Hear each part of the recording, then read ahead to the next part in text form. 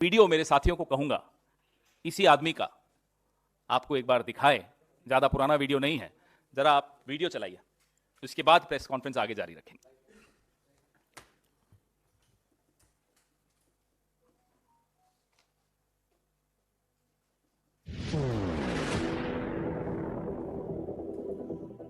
किसान को जो इनपुट कॉस्ट आता है, पानी का खर्चा, मजदूरी का खर्चा, बिजली का खर्चा, बीज का खर्चा, खाद का खर्चा, दवाई का खर्चा, जितना भी उसकी लागत होती है, उस लागत के ऊपर उसका 50% प्रॉफिट लिया जाएगा और उसको मिनिमम सपोर्ट प्राइस से खरीदा जाएगा। हमने कहा है कि हम सरकार में आएंगे तो किसान को जो लागत लगती है खेती करने में, उसका जो इनपुट कॉस्ट है, बीज होगा, पानी होगा, बिजली होगी, खाद होगा, दवाइयां होगी, मजदूरी होगी, जितना भी प्रकार का उसका खर्चा होता है, उस खर्चे का हिसाब लगाया जाएगा। उसके ऊपर 50% मुनाफा जोड़ दिया जाएगा और जो बनेगा वो सपोर्ट प्राइस होगी।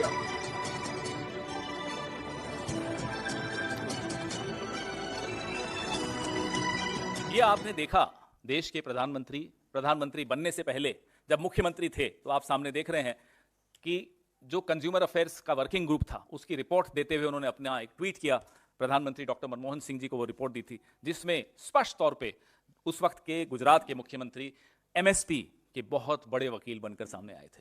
आपके सवाल। सर, किसानों का 12 सवाल है जो मांग कर रहे हैं। आप तो एमएसपी के बाद आपकी सरकार बनेगी तो चलिए हटा दिया जाए, लेकिन उनका कहना है कि नेपाली में छूट होनी चाहिए।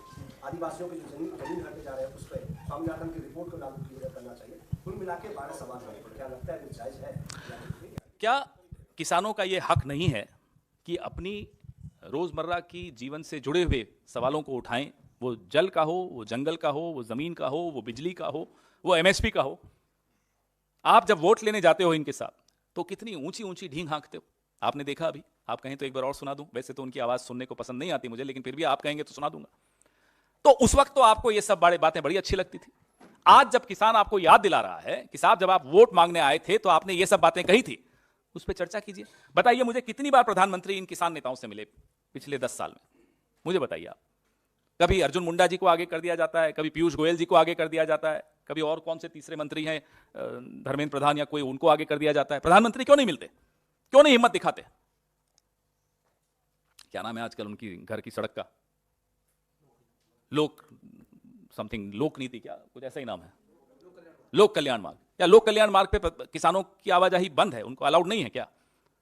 क्या उस प्रधानमंत्री के घर में किसान नहीं आ सकते क्या? क्यों उनके जूतों में मिट्टी लगी हुई है? नफरत है प्रधानमंत्री को उस मिट्टी से? बताइए, बुलाएं ना किसानों को। ये जो 12 सवाल हैं उस पर चर्चा करें, हिम्मत दिखाएं। हमारे वक्त आंदोलन होते थे, हमारे तमाम नेता आंदोलनकारियों से वहां जाकर मिलते थे। मैं आपको कई उदाहरण यहां बैठकर बता सकता हूं। वो निर्भया का आंदोलन हुआ हो, वो अन्ना हजारे का आंदोलन हुआ हो। अन्ना हजारे के आंदोलन में विलासराव देशमुख जी खुद रामलीला मैदान जाकर मिलकर आते थे। डॉक्टर मनमोहन सिंह अपने स्तर पे, प्रणब मुखर्जी साहब अपने स्तर पे सबको बुला बुला के मिलते थे। निर्भया के आंदोलन में शीला दीक्षित जी खुद जाकर वहां जंतर मंतर पे गई, भारी विरोध हो रहा था फिर भी गई। तो ये होता है नेता।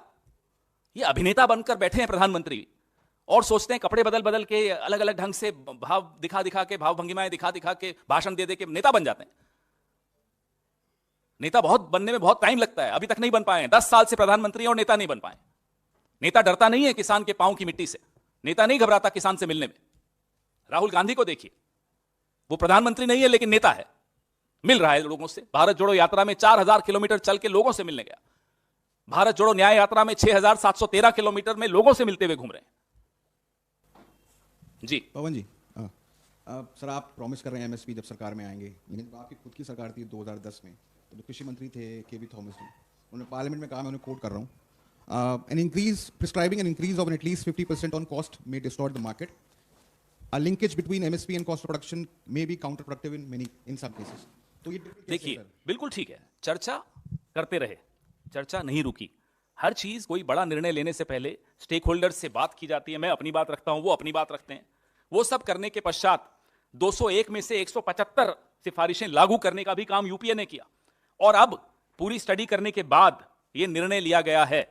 आपने देखा हमारे रायपुर अधिवेशन में जो हमने कृषि संबंधित रेजोल्यूशन पास की थी, प्रस्ताव पारित किया था, मैं अभी विनीत जी आपको वो भी देंगे। तब से यह चर्चा हमारी विशेषज्ञों के साथ भी हुई और अब हम दावे के साथ कह सकते हैं कि सरकार बनने के बाद हम एमएसपी लागू करके इस देश के 15 करोड़ किसानों परिवारों को लाभ पहुंचाएंगे, यानी कि 62 करोड़ किसानों को लाभ पहुंचाएंगे। एमएसपी का अभी भी एमएसपी का ऐलान किया जाता है, लेकिन देश भर के किसानों को उसका लाभ नहीं मिलता है।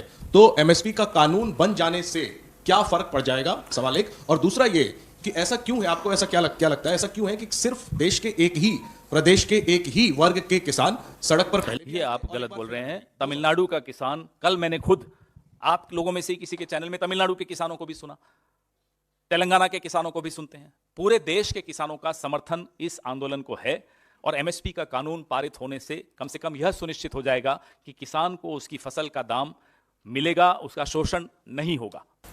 सर, एक वीडियो आ रहा है जो राहुल गांधी एक पीड़ित किसान से बातचीत कर रहे हैं जी। उसके आखिरी बात में जब राहुल गांधी कहते हैं कि बेस्ट ऑफ लक, लगे रहिए, आप देश के लिए काम कर रहे हैं, तो बीजेपी कहना है कि जब वो पत्थर मारते हैं तो राहुल गांधी उनको उकसा रहे हैं। ये इसमें उकसाने की क्या बात है? ये देखिए, यही है, आप देश के किसानों को जब तक वो आपको वोट देते हैं तब तक तो अपना मानते हो, जब वो आपको पलट के याद दिलाते हैं साहब आपने ये वादा किया था पूरा कीजिए, तो वो दुश्मन हो जाते हैं। अरे साहब वो तो आतंकवादी हो गए।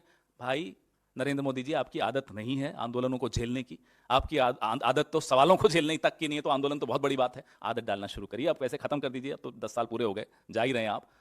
जब रिटायर हो जाएंगे तब सीख लीजिएगा कि क्या होता है आंदोलन को झेलना। पत्थर अगर किसी ने उठाया है तो क्यों उठाया है, आप उसको घर बुला के बात करते क्यों पत्थर उठाता, और पत्थर उठाने के हम पक्षधर नहीं है, हम अहिंसक आंदोलन के साथ खड़े हैं और मजबूती से खड़े हैं। अब ये हम पर सोरोस का आरोप लगाएं, खालिस्तानी का आरोप लगाएं, जो इनकी हिम्मत है, जो इनकी औकात है, उतना आरोप लगा दें, हम डरने वाले नहीं हैं, क्योंकि हम अपने देश के किसान के साथ खड़े हैं।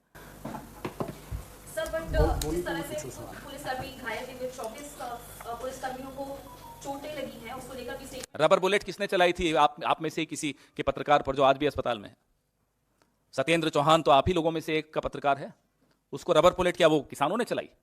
रबर पैलेट्स हैं क्या किसानों के पास? और आजकल तो रबर पैलेट्स वो नहीं होते, छर्रों वाली होती। ड्रोन में आंसू गैस कौन छोड़ रहा था? किसान छोड़ रहे थे या पत्रकार छोड़ रहे थे? हो सकता है आप लोग कर रहे हो, मुझे नहीं मालूम। कांग्रेस पार्टी के पास तो ड्रोन नहीं है, आपके पास होगा। ये कमाल की बात कर रहे हैं आप। आने दीजिए ना, सड़क बंद करके काहे बैठे हो? चलिए, आप में अगर हिम्मत नहीं है किसानों को लोक कल्याण मार्ग पे बुलाने की, अपने घर बुलाने की, उनके साथ चाय पीने की, अगर आप में हिम्मत नहीं है, आप चले जाइए वहां।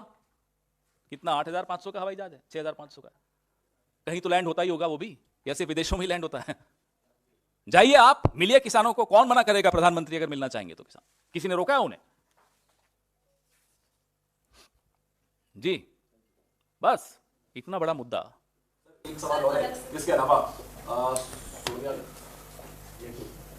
राज्यसभा की जो फैक्ट लिस्ट जारी हुई है उसमें सोनिया गांधी का नाम है। खैर, उन्होंने तो नामांकन दाखिल कर दिया है। इसको लेकर सवाल उठ रहे हैं कि पिछली बार उत्तर प्रदेश में सिर्फ एक सीट प्राइमरीली कांग्रेस जीती थी, जिसे सोनिया गांधी जीत कर पहुंची थी, तो उन्होंने आखिर लोकसभा चुनाव से पहले राज्यसभा का रास्ता क्यों चुना सदन जाने के लिए?